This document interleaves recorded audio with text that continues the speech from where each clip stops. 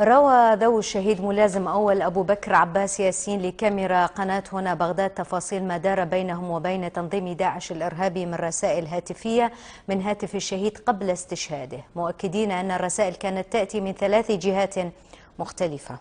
الملازم أول أبو بكر عباس ياسين حسين الدراجي، أدوم في الداخلية في قيادة قوات الحرس الحدود. 10 ثوان هي مدة آخر مقطع مسجل للملازم أبو بكر عباس ياسين قبل استشهاده نحرا على يد تنظيم داعش الإرهابي وفقا لمقطع الفيديو.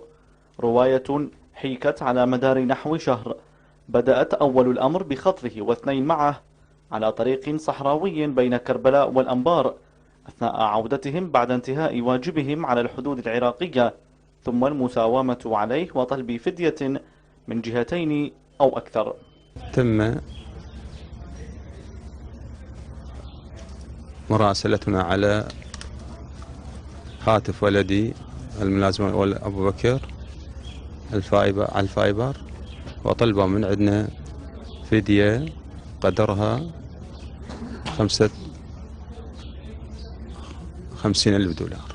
بعد فترة يومين اتصلت مجموعة ثانية بينا وطلبوا فدية 100,000 دولار. رسائل نصية تلقاها ذو أبو بكر تفيد بدفع الفدية للإفراج عنه وإخلاء سبيله.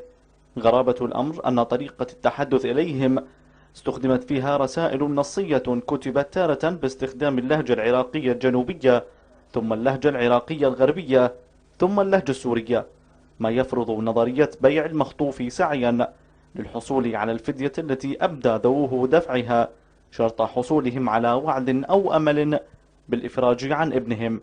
تعاملوا بينا ويانا ب3 لهجات من خلال الرسائل. الحقيقة أول مرة الرسائل كانت تجي تقريبا باللهجة مال الشرقية يعني مال الجنوب، واللهجة الثانية كانت بلهجة المنطقة الغربية، واللهجة الثالثة كانت بلهجة السوريين.